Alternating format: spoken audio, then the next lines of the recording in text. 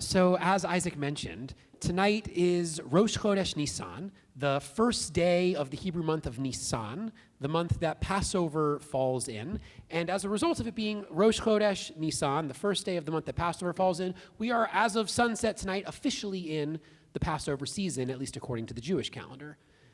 But of course, there are unofficial ways that we might know that it's Passover, and we've already long since reached those mile markers. One way that at least I have known that it's Passover season is that I've now, on more than 2 occasions, bumped into congregants at Stop and Shop with shopping carts just full to the brim with supplies of things they need for their Passover Seders. I saw one congregant, no joke, she must have had like 40 2-liter bottles of Coke with those little yellow lids, the ones that are kosher for Passover. That's how I know that Passover is upon us, is when I start seeing all of our good people from WRT at Stop and Shop buying their Passover foods, which I would just add, it seems like Stop and Shop has Hamantashen in season all year round, except for at Purim. So if you know anybody at Stop and Shop, help them figure out the Jewish calendar. Hamantashen in December, not right. But Passover is upon us, and in my own family, and I don't know about in yours, we have this tradition that on the first night of our Seder, we have a very sort of common Seder. We go through all the pages of the Haggadah, as you might expect. We don't deviate too much from the script. I mean, it's a thorough and it's an engaging Seder, but it's pretty by the book, so to speak. And then on the second night is when we try to let our creativity out and to try something different. There was one year where the entire second night Seder was just on the passage about the 4 children. Maybe you know that passage. There was a parent who had 4 children, one wise, one rebellious, one simple, and one who didn't know how to ask a question. We had like a 3-hour conversation just on that little parable. So 2 different kinds of Seders. One very common, very by the book, and one a lot more out of the box, a lot more creative, a lot more free form and open to experimentation. And it's exactly this contrast that I want to explore together tonight. So Joni has some handouts that I'm going to ask her to pass around now. And as they're coming around, I'll kill time by saying that the conversation we're about to have is based on an essay by a scholar whose last name is Arno. I can't think of his first name right now. Maybe it's Ron. So if you really like what it is that we're talking about, then all the credit to Ron Arno. If you really dislike what we're talking about now, then it probably has everything to do with my delivery of it. So positive credit to Ron Arno, bad blame to me. That'll be enough while the sheets are coming around.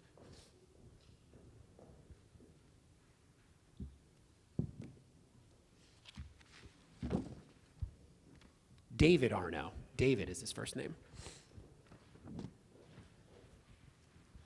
So while these sheets are coming, you'll see that the title of the handout, at least, is Curiosity, Creativity, and Freedom. We're going to get into those themes. But if you're interested in finding the essay that David Arno originally wrote on these themes, you can look at the back side of the page. The very last text citation there says David Arno, PhD, and it lists the name of the essay and the book that it comes from, if you're interested in reading how he would have put it were he here tonight.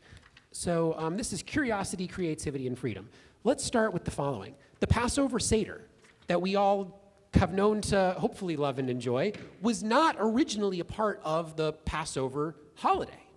In temple times, when the temple stood, like 2,000 years ago, they didn't have a Passover Seder. The way they observed Passover in temple times was with animal sacrifice. That was how all of our religious customs worked in temple times. I wonder if there's somebody out there who is a confident reader and not afraid of a microphone who would be willing to read for us this short paragraph from Philo of Alexandria, one of like the earliest Jewish historians of all time. Anyone who'd be willing to read Passover when the temple existed off of our source sheets? Okay, terrific. Thanks so much.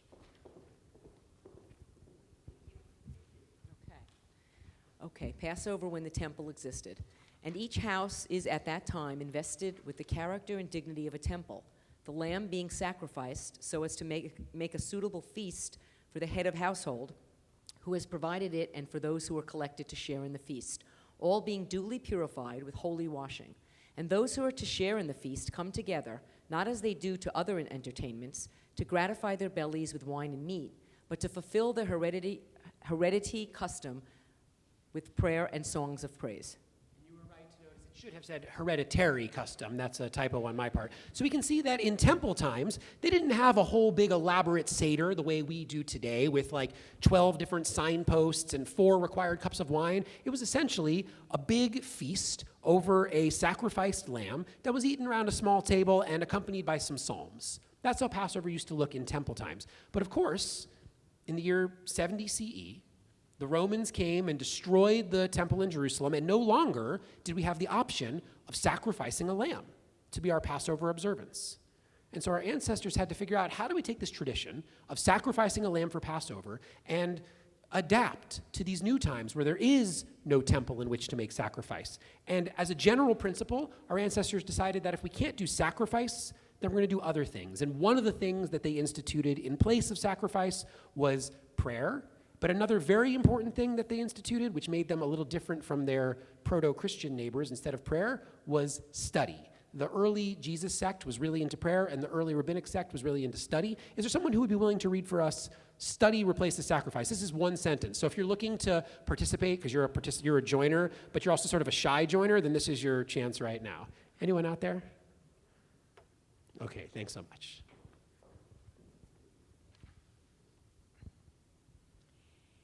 If 3 have eaten the same table and have spoken words of Torah, it is as if they have eaten from the table of the omnipresent one, or the sacrificial altar.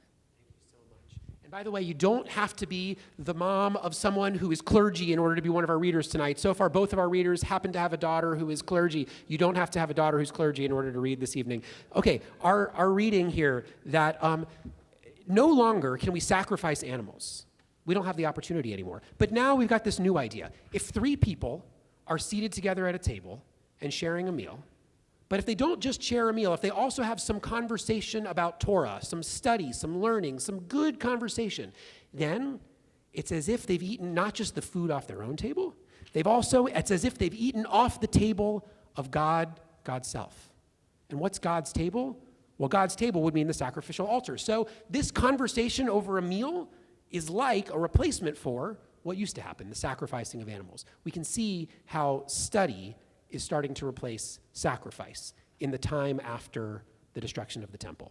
Okay, so if we can't sacrifice an animal, instead we're going to have a study meal. And, well, what should we do during this study meal? Not a steady meal, a study meal. There are 2 ancient Jewish books, one called the Tosefta and one called the Mishnah. The names aren't important, at least not for this conversation. And these 2 ancient Jewish books, the Tosefta and the Mishnah, are going to outline what we're going to do at this study meal. The Tosefta very, very slightly predates the Mishnah. So we're first going to read what it is that the Tosefta proposed for this study meal, and then we'll read what, like, 1 generation later they revised it for in the Mishnah. This is not a terribly good reading part. Like, if you were in the school play and you got assigned to, like, this was your part, that you were going to read this table, then, like, you wouldn't be a happy actor. I'm not going to have us read through these bullet points. I'm just going to point out the following, that from the Tosefta on the left to the Mishnah on the right, there are a couple of revisions. First, the bullet points that are in black are things that are common to both the Tosefta and the Mishnah. The bullet points that are in white are things that are different between them. A Venn diagram might have been a good tool for us here. But most importantly, what I want to point out is notice that in the Tosefta, there are 2 things. First of all, the Tosefta writers have some concern that the children at this study meal might get a little sleepy. They might get a little bored. How we doing over here, Emily and Charlie? We feeling a little sleepy? We feeling a little bored? Possibly. Yeah, Charlie nodded his head yes. I appreciate your honesty, Charlie. The fact that you're even here, Gavi's not here. The fact that you are here, I'm very proud of you. The Tosefta is worried about sleepy kids at this study meal, and the Tosefta doesn't have very good ideas about how to keep kids from getting sleepy. What the Tosefta proposes when it says concern about sleepy children is like steal their matzah. I'm not joking. It actually says in the Tosefta, if the kids are starting to nod off during this study meal, steal their matzah and it'll wake them up. Not all that engaging. One other thing to point out about the Tosefta is that at the very end, after 4 cups of wine and Kiddush and Hallel and the kids getting tired and the matzah and the lettuce and the meal, even after the meal, they're going to have an all-night study session. Okay, I love Jewish study, but I think that after all of that, I'm kind of ready to wrap it up. Like, it's time to go home already. To put the study session at the very, very end of the meal, maybe not the best plan. And a good thing that then just a generation later, the Tosefta gets revised and becomes a different order of things in the Mishnah. Now looking in the right-hand column of our chart, the Mishnah is not worried about sleepy kids because the Mishnah has a better design in mind for this study meal. And the most important part is that the all-night study session, which had been at the very end in the Tosefta, first of all, gets moved up to before the meal. Easier to pay attention when you're not already kind of sleepy from the tryptophan. Is that a real thing from Turkey? I looked at our doctor to see if is tryptophan a real thing? Doctors. Okay. Yes, it is. Okay, good. Better to do it before the meal. And then second, it takes what formerly had been a study session, studying the laws of the sacrifices, and realizes, okay, not only is it better to do that earlier in the night, even better, let's change the content a little bit. Instead of having a study session about laws of sacrifice, instead they propose, let's tell the story. Let's tell the story of the Exodus, and let's make it really interactive with questions and answers and with midrash, that means legends about the story. Instead of having like cut and dry study session about laws of sacrifice, instead we're going to have this interactive storytelling event that takes place prior to the meal. Pretty good revisions, I'd say, between the Tosefta, then to one generation later, the Mishnah. Both of them trying to figure out what do we do at this study meal, which is replacing temple sacrifice. We all following so far? Okay, terrific, great. Let's turn to the back side of our page where there will be another good acting part for someone. Oh, I would love a question, yeah.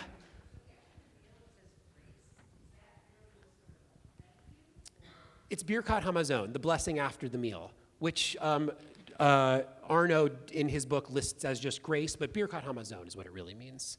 The blessing after the meal, which some of us may know from whatever we know it from. Okay, so the Mishnah doesn't just give this little chart with these however many bullet points, it actually lists out like a lot of detail. And I provided one paragraph from the Mishnah that gives, or rather, David Arno provided this paragraph, and I'm just giving it to you from him, that lists out some of the specifics. I wonder if there's someone out there who is a brave reader, someone who like wanted to be the lead role in the High School Musical and who liked to have a long speaking part. You know, I don't even have a good example. Who would read this paragraph for us? Okay, thanks so much, Pam.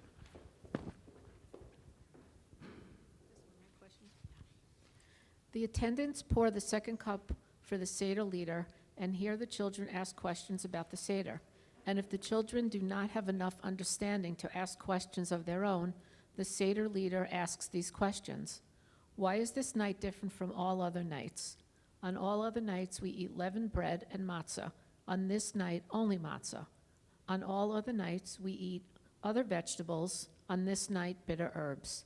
On all other nights we eat either roasted, stewed, or cooked meat. On this night, the roasted meat of the Paschal lamb. On all other nights, we dip vegetables in a liquid only once, on this night twice. And according to the ability of the children, the Seder leader teaches them about the Exodus. The Seder leader begins with the Jewish people's disgrace and concludes with their glory. And the leader expounds upon the passage. And father was a wandering Araman, Deuteronomy 26:5. Thank you so much. It actually should have said, my father was a wandering Aramean. That's my typo, I'm sure. Okay, 3 things to point out. Actually, maybe 4. First of all, notice that this comes from the Mishnah, so the second revision. And notice that it's from Mishnah chapter 10, like Mishnah 4, meaning this is just one instruction. There's a lot of other instructions about the Seder. This is just one of the instructions. And, okay, that was the first thing to point out, that we're just getting a little snippet of the Mishnah's whole list of instructions about how to have a Seder. First thing. Second thing is our footnote. Notice that of the 4 questions, 3 of them may be familiar to us today from our Haggadah, the one about matzah, the one about bitter herbs, and the one about dipping our vegetables. But today, we have a different third question. Our third question in our Haggadah is why on this night do we recline? But the original Mishnah asked a different question about roasting the meat, and we could talk some other time about why it changed from that original text to what we have today. But those are two really, those are not the most important parts. The 2 things I most want us to notice in this Mishnah text are the following. First of all, notice that it says at the very top, first sentence, here the children ask questions about the Seder. Most important sentence. And if the children do not have enough understanding to ask questions of their own, Then the Seder leader will ask the question, why is this night different from all other nights? The Manish Tana Halayla Hazeh, which we spend so much time making sure that our young people know and can sing and hopefully have memorized, and you probably have it memorized too. Manish Tana. You did a good job. We taught you how to do it. You memorized it well. And it was never meant to be something that we just regurgitate from memory. If anything, this text seems to make it seem like it was a backup plan. That the first plan was to say, who's got a question about this night? Who has a question about Passover? Who has a question about spring? Who has a question about the weird stuff we've got on our table here? And only if the assembled family, and it's seemingly the children, couldn't come up with questions of their own, then the Seder leader would say, okay, Manish Tana Halayla Hazeh, and then list the 4 questions. A scripted set of questions was never the point. Curiosity was the point. That's big takeaway from this paragraph number 1. Big takeaway from this, and to prove the point, actually, and to prove that point, my paper. And to prove that point, take a look at the second paragraph here. If the children do not have enough understanding, who would read that one for us? Is there someone who could read the if children do not have enough understanding paragraph? Okay, thanks so much, Mitch. When Abaye was a child, he attended the Seder of the great sage Rabbah. Abaye saw that they were removing the table from before him, and he said to those removing it, "We have not yet eaten. Why are you taking the table away from us?" Rabbah said to him, "Your question has exempted us from having to ask, why is this night different?" That's the Talmud giving us just like a little illustration of the fact that we actually have interpreted this correctly. That it was indeed the case that the point was to ask a question, and only if you couldn't ask your own question would we then say Manish Tana. In this case, someone who would later grow up to be a great sage, a fellow named Abaye, asked a question of, hey, why are you taking the table away? And the Seder leader said, good question, Abaye. Now we don't have to ask the 4 questions because your question filled in for that. That was the whole point in the first place. Okay, that's major takeaway from the top paragraph number 1. There's one other important takeaway from the top paragraph. Notice that it says, near the bottom of the paragraph, 4 lines, a second line from the bottom. And the leader expounds upon the passage, my father was a wandering Aramean. It doesn't say the leader reads very dryly from the Haggadah the story of the Exodus. It doesn't say the leader pulls out the Torah scroll and reads from Exodus chapter 1 all the way to Exodus chapter 15, every single letter and word. It says that the leader should expound upon the story. And the Hebrew word for expound is doresh, which might be familiar, like a midrash. Remember a couple of minutes ago, Isaac shared with us a midrash about like, wait a minute, how did they have musical instruments in the first place? Oh, I know, they must have had this deep faith that someday they'd be free. And so they made musical instruments and they brought them with them. That's the kind of storytelling that the writers of the Mishnah had in mind. Not dryly reading from top to bottom, but telling the story of the Exodus full of embellishments and full of expoundings and full of legends and, oh, I learned this thing from my rabbi, and oh, I read this thing on myjewishlearning.com and whatever, and maybe showing like a Bim Bam video, whatever you can do to expound upon the story, to make it fresh and full of new creativity and meaning. And just to, again, prove our point, we can look at the third text on the back side of the sheet. The time of the writing of the Mishnah, the rabbis were very worried about this. They were worried that if we wrote everything down into a prayer book, that it would get stale really fast. And there's this famous line from Rabbi Eliezer where he says, one who makes his prayer fixed has not made a genuine supplication. If you show up to services, according to Rabbi Eliezer, and all you do is read the words in the book, you didn't do it right. You're supposed to come and pray from the heart and have something that comes out fresh. Same concept that he's trying to express there, or that they, rather, are trying to express there in the top paragraph. Don't just tell the story. Expound upon the story. Okay, so where does this leave us? Well, David Arno, who inspired this conversation, put it best, and he put it well in his essay, which again I recommend to you. And I'll just read this part myself. He says, Egypt, where we were enslaved, Egypt was about productivity, not creativity. The freedom with which we tell the Passover story mirrors our liberation from Egypt. In the creativity we bring to this task, we imitate God, who is the ultimate free creator. I think what David Arno is trying to help us understand, and something that our ancestors who came up with this ritual in the first place really deeply knew, is that the Seder is a thing where the form is the content. We don't tell the story slavishly. We're supposed to tell the story freely. We're supposed to have it full of curiosity, full of creativity. The conversation itself is an expression of our freedom. And so I hope this year that maybe all of us can try to find that balance between what we do in my family, where one night is very traditional and scripted, and in a good way helps us to really understand and know all the parts of the Haggadah. I mean, if we don't read the passage of the 4 children, then we never knew it in the first place. And maybe also have the time, once we've gotten that material really under our belts, and even before we've gotten it under our belts, find ways in which to have our Seders full of creativity and curiosity. That's what being free is all about. Shabbat Shalom.